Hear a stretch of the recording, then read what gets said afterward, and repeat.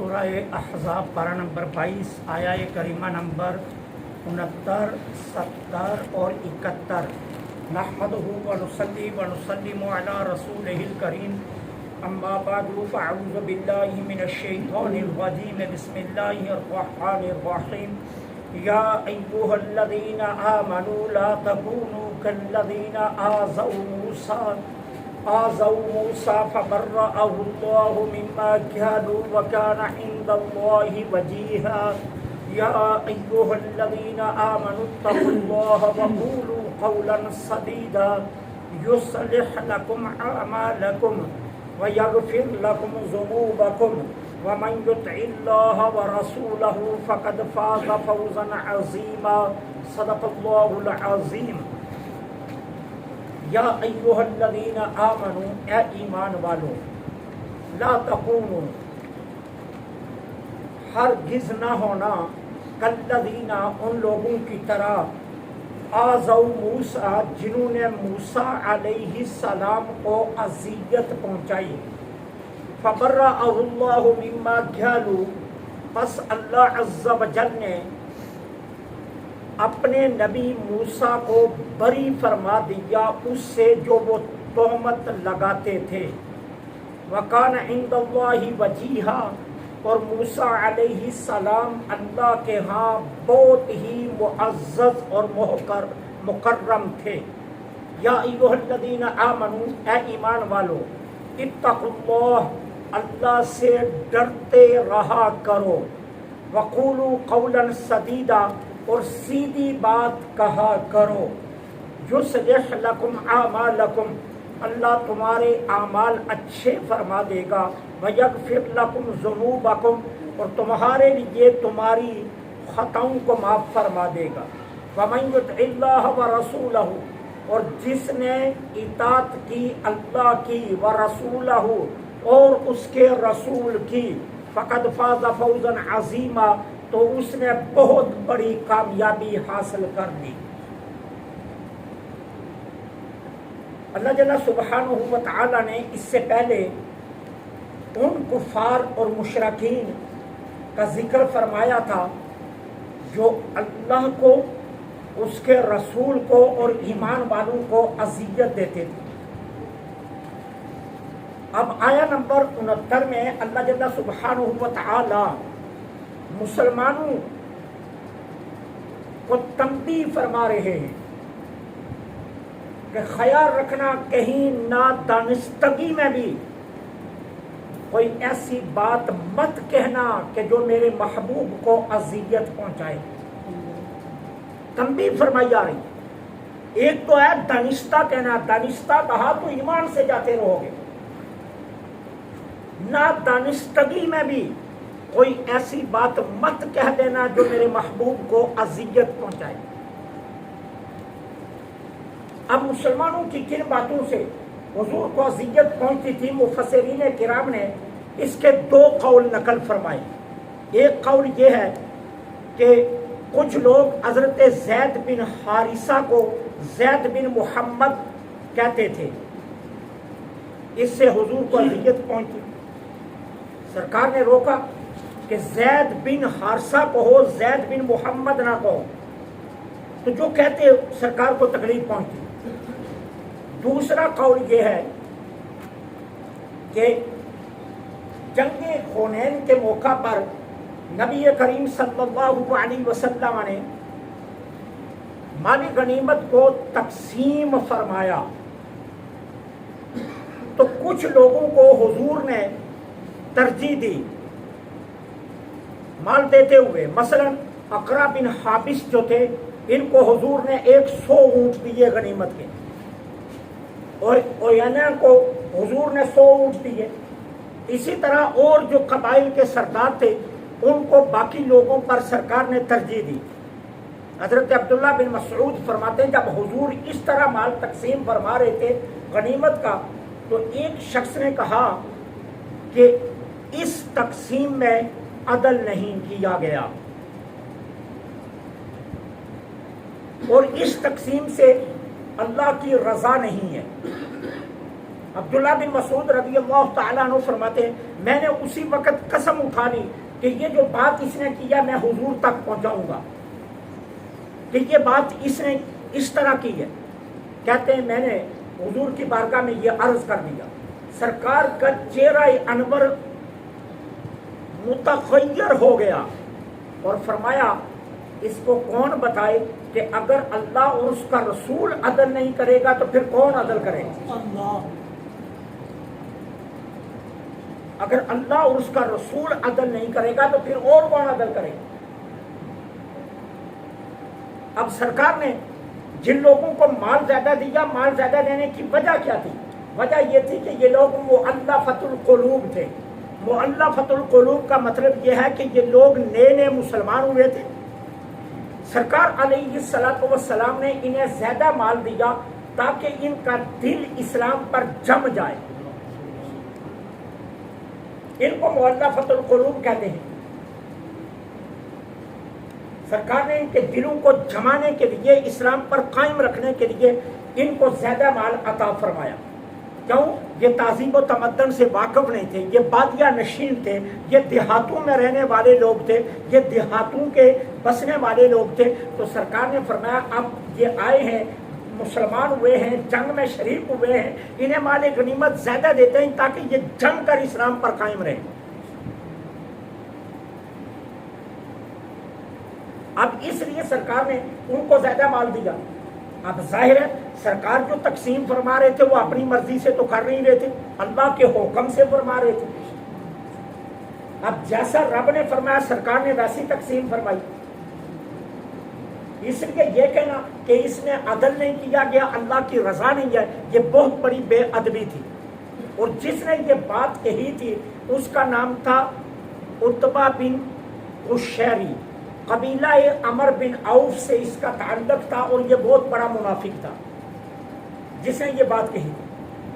تو اس سے حضور کو اذیت پہنچی، تکلیف پہنچی۔ تو اللہ تعالیٰ نے فرمایا کہ ایمان والو، نادانستہ طور پر بھی تمہاری زبان سے کوئی ایسا جملہ نہیں نکلنا چاہیے جو میرے محبوب کی اذیت کا سبب بنے۔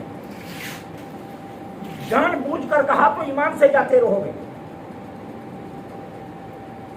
اور جب تم کلام کرنے لگو میرے محبوب کے بارے میں تو حواس کو قائم رکھنا، ہوش سنبھال کر رکھنا، کوئی ایسا جملہ مت استعمال کرنا جو اذیت کا سبب بن جائے۔ اس لیے مسلمانوں کو روکا گیا کہ ہرگز ایسی کلام نہ کرنا۔ اب اس کے بعد کہا کہ اے ایمان والو، ہرگز ویسے نہ پڑھنا جس طرح موسیٰ علیہ السلام کو اذیت پہنچائی گئی۔ اب موسیٰ علیہ السلام کو اذیت کیسے پہنچائی گئی؟ اس میں بھی دو قول ہیں۔ ایک قول یہ ہے کہ بنی اسرائیل ننگے نہایا کرتے تھے۔ اچھا، جب وہ نہاتے تو برہنہ نہاتے اور ایک دوسرے کو دیکھتے رہتے۔ موسیٰ علیہ السلام ہمیشہ پردہ کر کے پردے میں غسل فرمایا کرتے تھے۔ اب اس شریعت میں یہ جائز تھا برہنہ نہانا اور اگٹھے نہانا، یہ جائز تھا شریعت موسوی میں۔ اب انہوں نے اعتراض کیا کہ کیا وجہ ہے کہ موسیٰ علیہ السلام ہمارے ساتھ ننگا کیوں نہیں نہاتے؟ اس کا مطلب یہ ہے کہ ضرور موسیٰ علیہ السلام کے جسم میں کوئی عیب ہے، اور اس عیب کی طرف انہوں نے خاص اشارہ بھی کیا کہ یہ عیب موسیٰ علیہ السلام کے جسم میں ہے، جس کی وجہ سے موسیٰ علیہ السلام ہمارے ساتھ ننگا نہیں نہاتے۔ ایک دن جناب موسیٰ علیہ السلام غسل فرمانے لگے تو اپنے کپڑے اتار کر پتھر پر رکھے۔ پتھر جناب موسیٰ علیہ السلام کے کپڑے لے کر بھاگ پڑا۔ موسیٰ علیہ السلام کے کپڑے لے کر پتھر بھاگ پڑا۔ اب جناب موسیٰ علیہ السلام برہنہ اس کے پیچھے بھاگ رہے اور اسے فرما رہے ہو میرے کپڑے دے جا، میرے کپڑے دے جا۔ وہ پتھر روک نہیں رہا۔ رکا کہاں؟ جہاں بنی اسرائیل نہا رہے تھے ان کے سامنے جا کر رکا۔ اب جب انہوں نے دیکھا، حیران کن بات تھی کہ ایک پتھر ہے، اس نے کپڑے اٹھائے ہوئے، وہ بھاگا ہوا آ رہا ہے اور اس کے پیچھے موسیٰ علیہ السلام ننگے آ رہے ہیں۔ اب انہوں نے موسیٰ علیہ السلام کو ننگا دیکھ لیا جب دیکھ لیا تو کہنے لگے اللہ کی قسم ہم جو موسیٰ پر عیب لگا رہے ہیں وہ تو موسیٰ کے جسم میں نہیں ہے، ہم تو غلط عیب لگا رہے تھے، موسیٰ علیہ السلام کے جسم میں تو کوئی عیب نہیں ہے۔ اب موسیٰ علیہ السلام کو جب بنی اسرائیل نے دیکھ لیا برہنہ تو اس پتھر نے کپڑے واپس کر دیے۔ جناب موسیٰ علیہ السلام نے وہ کپڑے پہنے اور اس پتھر کو ایک ضرب لگائی اپنے آسے سے، اور اس ضرب سے اس پتھر پر کئی نشان پڑ گئے، کئی نشان پڑ گئے۔ اب میں تقریر لمبی نہیں کرنا چاہتا، صرف اتنا بتانا چاہتا ہوں کہ جو کہتے ہیں کہ نبی کے پاس کوئی اختیار نہیں ہے، جو یہ کہتے ہیں نبی کچھ نہیں کر سکتا، یارو جس پتھر پر نبی کے کپڑے پڑ جائیں اس پتھر میں بھی اتنا شعور آ جاتا ہے، اسے بھی پتا چل جاتا ہے میں نے بھاگ کر کہاں جانا ہے اور کہاں رکنا ہے۔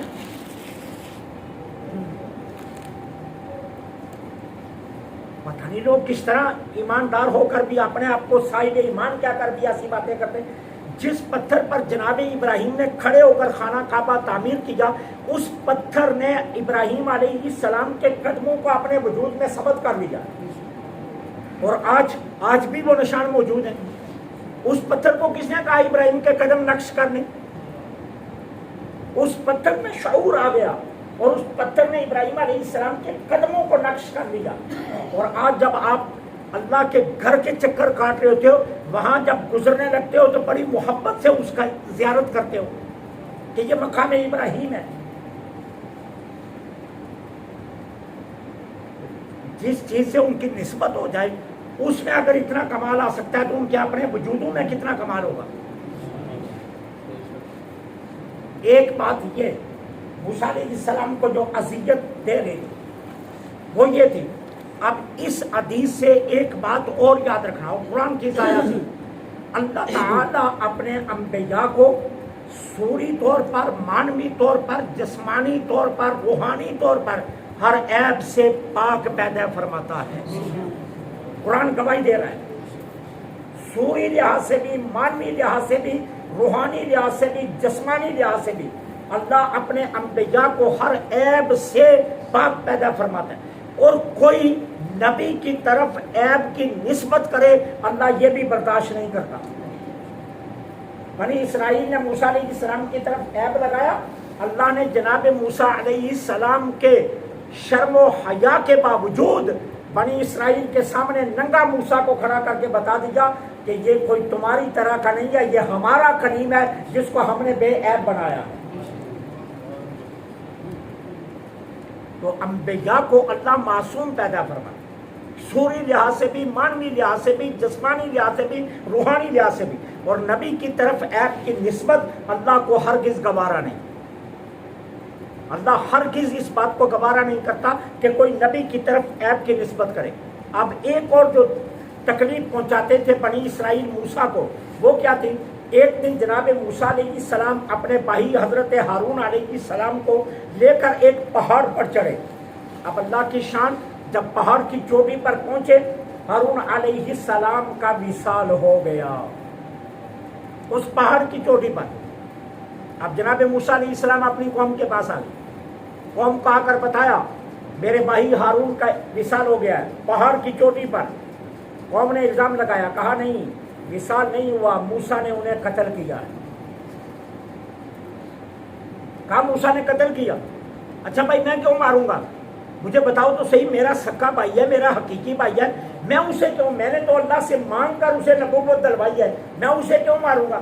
اچھا آپ نے اس لیے انہیں قتل کیا کیونکہ وہ نرم مزاج تھے، آپ جلالی مزاج کے ہیں، وہ بنی اسرائیل سے آپ سے زیادہ محبت کرتے تھے، وہ ہمارے عیبوں پر پردہ پوشی کرتے تھے اور آپ ڈنڈا اٹھا کر نکل آتے ہو، اس لیے آپ نے ان کو مارا ہے، یہ الزام لگایا۔ اب دیکھو اللہ کو یہ برداشت نہیں ہے۔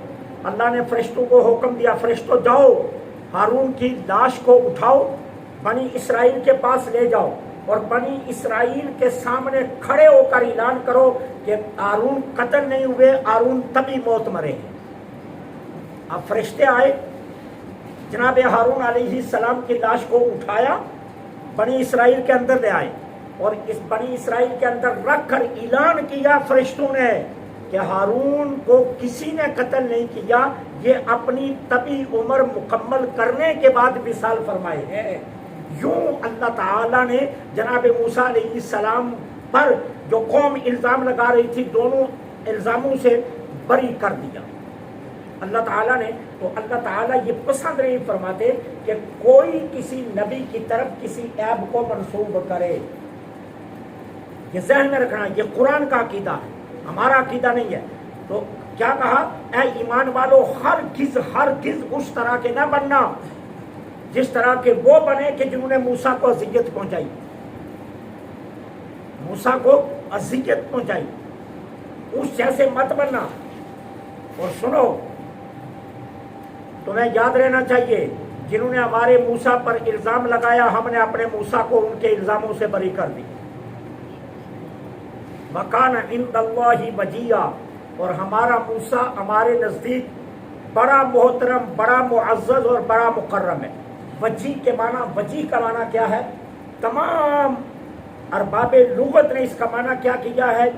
جو مستجاب الدعوات ہو، جو لائق تعریف ہو، جو لائق تحسین ہو، جو حسن و جمال کا مالک ہو، اور جو ایسا ہو کہ دیدار کے علاوہ اللہ اس کی ہر بات کو مانے، اس کو وجی کہتے ہیں۔ تو اللہ فرماتے ہیں ہم نے اپنے کلیم کی ہر بات کو مانا، وہ ہمارے نزدیک وجی ہے۔ اب اس کے بعد فرمایا اے ایمان والو اللہ سے ڈرتے رہا کرو، جو کام تم کرتے ہو اس میں بھی اور جن کاموں سے بچتے ہو اس میں بھی، دونوں طرح اللہ سے ڈرتے رہا کرو۔ جو کیا ہے اس میں بھی ڈرو۔ مثال کے طور پر نماز پڑھی ہے، ڈرتے رہو کہ پتہ نہیں اس نے قبول کیا یا نہیں کی، لیکن پوری امید رکھو کہ قبول ہوئی ہے، قبول ہوئی ہے، یہ پوری امید رکھو، لیکن ساتھ ڈر بھی رکھو کہ پتہ نہیں ہوئی ہے یا نہیں۔ یہ خوف، اس خوف سے خالی مت جانا۔ کیوں؟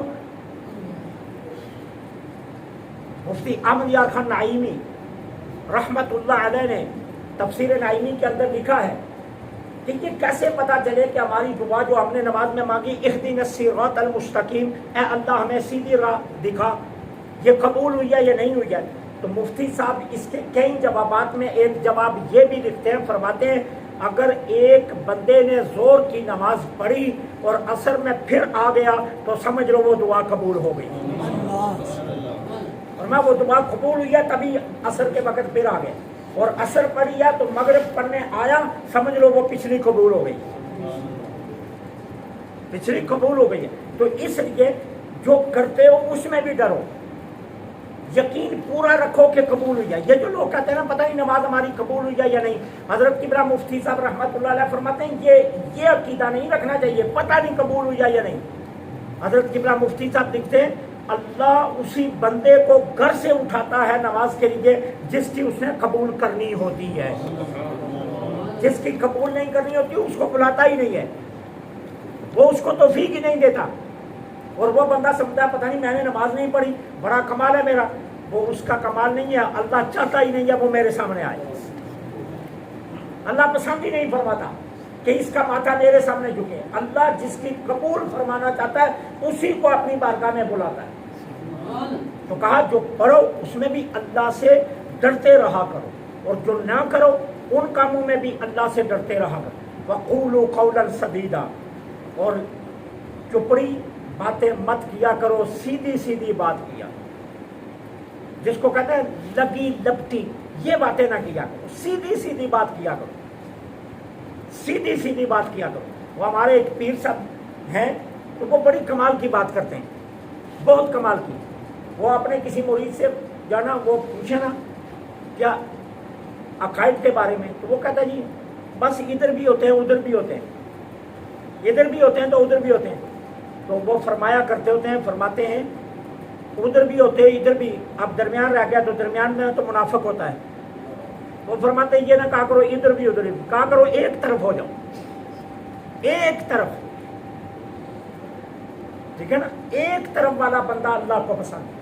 قولوا قولا سدیدا، سچی بات سیدھی بات کیا کرو، سیدھی اور سچی بات کہا کرو، ادھر ادھر کی باتیں مت کیا کرو۔ پھر فرمایا یصلح لکم اعمالکم، تم سیدھے ہو جاؤ، اللہ تمہارے اوپر سب سے پہلا کرم کیا کرے گا؟ تمہارے اعمال درست فرما دے گا، تمہارے اعمال درست فرما دے گا، ٹھیک ہے نا۔ اور اس آیا کے تحت حضرت امام حجت الاسلام سیدنا حضرت امام غزالی رحمۃ اللہ علیہ نے بڑا خوبصورت جملہ لکھا، فرماتے ہیں اعمال کا گرہ قیامت کے دن اٹھ جائے گا، ادب کا گرہ کبھی نہیں اٹھے گا۔ تم ادب والے بن جاؤ، اللہ تمہارے اعمال کی کمیاں پوری کر دے گا، اور اگر بے ادب بنے تو یاد رکھنا پھر اعمال کی کمیاں بھی پوری نہیں ہوں۔ ادب والے بن جاؤ، یصلح لکم اعمالکم، سیدھے ہو جاؤ، اللہ تمہارے اعمال بھی قبول کر لے گا، ویغفر لکم ذنوبکم، اور تمہارے سیدھے پن کی وجہ سے اللہ تمہارے گناہ بھی تمہارے لیے بخش دے گا۔ اور جس نے اللہ کی اطاعت کی اور اس کے رسول کی اطاعت کی، فقد فاز فوزا عظیما، یقیناً اسے اللہ نے بہت بڑی کامیابی عطا فرما دی ہے۔ اللہ سے دعا ہے اللہ حق کہنے کی توفیق عطا فرمائے۔